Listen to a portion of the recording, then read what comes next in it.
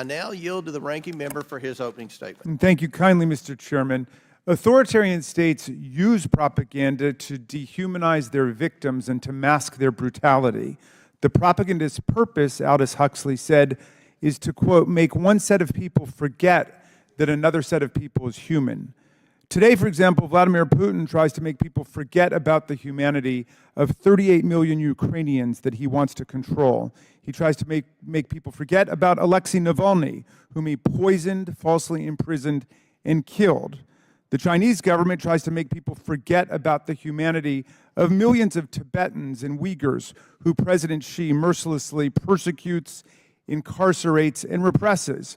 But with their intensive programs of propaganda today, the autocrats seek not only to subdue their own populations, but to confuse and demoralize people who live in democratic societies. Today's hearing is about China's political warfare, but China exists as part of an axis of authoritarian powers and parties, the center of which is Russia, whose propaganda playbook the CCP studies carefully and increasingly imitates and follows. In the struggle between democracy and authoritarianism today, the central military battlefield is, of course, Ukraine, which has been invaded and hammered by Putin. More than 10,000 civilians have been killed and 12 million people have been driven from their homes. Russia spreads terror with rape, child kidnapping, torture, and murder. And China is assisting Russia in this filthy war of aggression by helping Putin rebuild its military-industrial complex. And China is watching closely what happens in Ukraine. As Prime Minister Kishida of Japan told us on the floor last week, the Ukraine of today may be the East Asia of tomorrow. But if Ukraine is the central military battlefield in this showdown, the democratic societies of the world are the central psychological and political battlegrounds as the tyrants inject lies and disinformation into our politics. For a decade now, our intelligence community, law enforcement, and national security agencies have warned of the systematic and pervasive efforts by Vladimir Putin, his intelligence operatives, his internet research agency, and his allies to destabilize our politics, sabotage our campaigns, affect our election outcomes, and poison our society with divisive racial, ethnic, religious, and ideological propaganda. Just this morning, Mr. Chairman, the Washington Post reported on a secret document written by Russia's foreign ministry that leaked out. As the article explains, Russia is seeking to subvert Western support for Ukraine and disrupt the domestic politics of the United States and European countries through propaganda campaigns supporting isolationist and extremist policies. Russia's foreign ministry says that Ukraine is the main crucible of our times. According to the Post, quote, the document says the outcome of Russia's war in Ukraine will to a great degree determine the outlines of the future world order, a clear indication Moscow sees the result of its invasion as inextricably bound up with its ability and that of other authoritarian nations to impose its will globally. Ukraine is where the world must stand against tyranny today. And now China is following Russia very closely.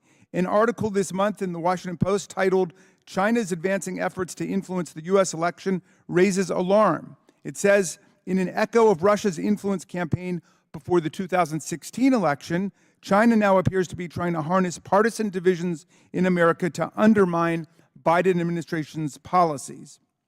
The Foundation for Defense of Democracies identified as part of this effort 170 inauthentic pages and accounts on Facebook that have been pushing anti-American messages, including pointed attacks on President Biden. Many of these disinformation nodes bring Chinese and Russian propaganda together to undermine U.S. foreign policy. Quote, in February, according to the Institute for Strategic Dialogue, a Chinese account on X calling itself a Western name alongside a mega 2024 reference shared a video from RT, the Russian TV network controlled by the Kremlin, to claim that Mr. Biden and the CIA had sent a neo-Nazi gangster to fight in Ukraine. The narrative was debunked by the investigative group Bellingcat, but the very next day, the Post received an enormous boost when Alex Jones, the podcaster known for spreading false claims and conspiracy theories, shared it on his platform with 2.2 million followers.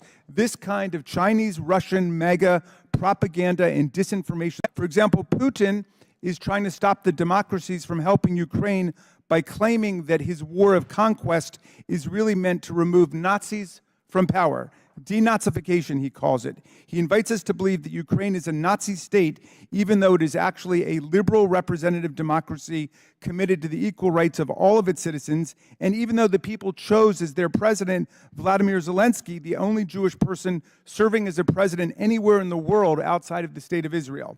Yet the denazification myth has spread to the MAGA precincts of Congress. Just this week, one of our colleagues on the committee who was trying to topple the Speaker of the House this week because he wants to allow a fair floor vote on a security package to Ukraine recycled a defamatory lie about Ukraine. She tweeted, "It is anti-Semitic to make Israeli aid contingent on funding Ukrainian Nazis."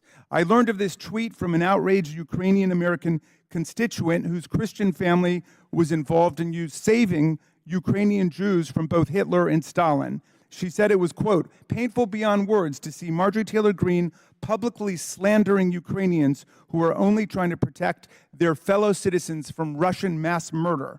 A similar disinformation ploy fundamentally distorted the work of our own committee over the last year. The key evidence in this committee's protracted impeachment quest, Alexander Smirnov's infamous FBI Form 1020, replete with salacious allegations about multi-million-dollar bribes to President Biden, turned out to be a tissue of lies planted by a person with close and extensive ties to Russian intelligence.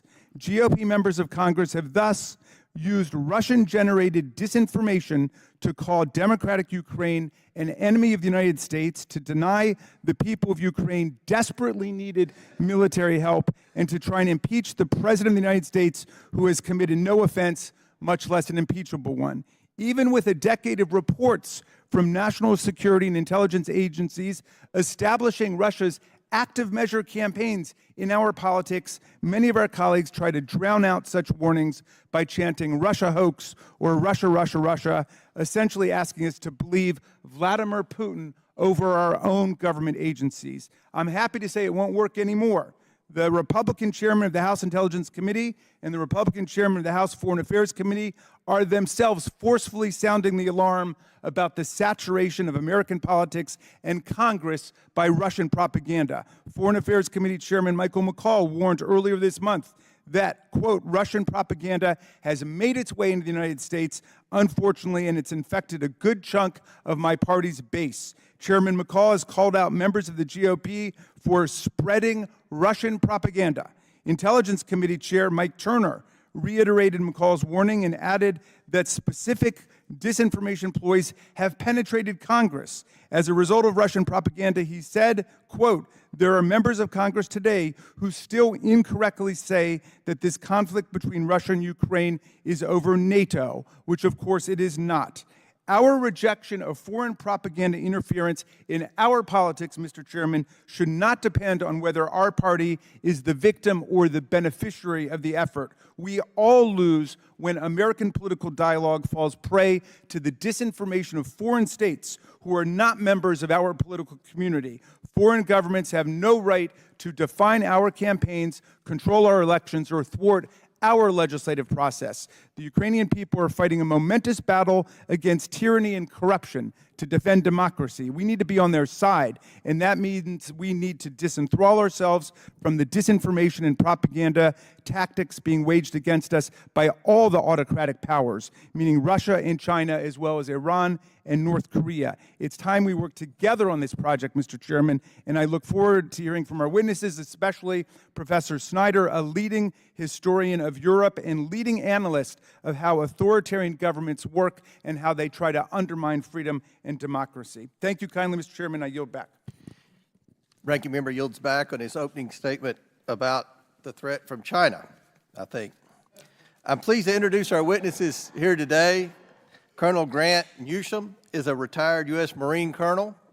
He is currently a research fellow at the Japan Forum for Strategic Studies, focusing on Asia and Pacific defense, political and economic matters. He is also a senior fellow for the Center for Security Policy. He was the first U.S. Marine liaison officer to the Japan Ground Self-Defense Force and previously served as the reserve head of intelligence for Marine Forces Pacific. He also has a substantial experience in foreign service. Colonel Newsham will be testifying in his personal capacity at today's hearing. Peter Mattis is the president of the Jamestown Foundation. Most recently, he was a senior fellow with the U.S. House Select Committee on the Strategic Competition between the U.S. and the CCP on loan from the Special Competitive Studies Project, where he was the Director of Intelligence. Prior to that position, he was appointed by the Senate to serve as the staff director of the Congressional Executive Commission on China for the 116th Congress. He began his career as a counterintelligence analyst at the CIA. General Robert Spalding is CEO of Semper AI and a senior fellow at the Hudson Institute, where his work focuses on U.S.-China relations, economic and national security, and the Asia-Pacific military balance. He's a retired brigadier general in the U.S. Air Force and has more than 26 years of experience in strategy and diplomacy at the Department of Defense and State. He has previously served as the Senior Director for Strategy on the National Security Council under the prior administration. He also served as the former China strategist for the chairman of the Joint... Should we use the expression made to sit on his backside with doorknobs and keep quiet in the corner? That's a very polite way of describing Jamie Raskin, literally obliterating to his face, by the way, to his face, James, I have nothing, coma. So Well, it's what do your okay. bank It's statements okay show? for, as Tony Bobolinsky said, for China to bribe Joe Biden's family with $9 million. But that's the lie that's been discredited. I mean, where is your impeachment investigation? If Joe Biden took a $9 million bribe from China, why aren't you impeaching him for that?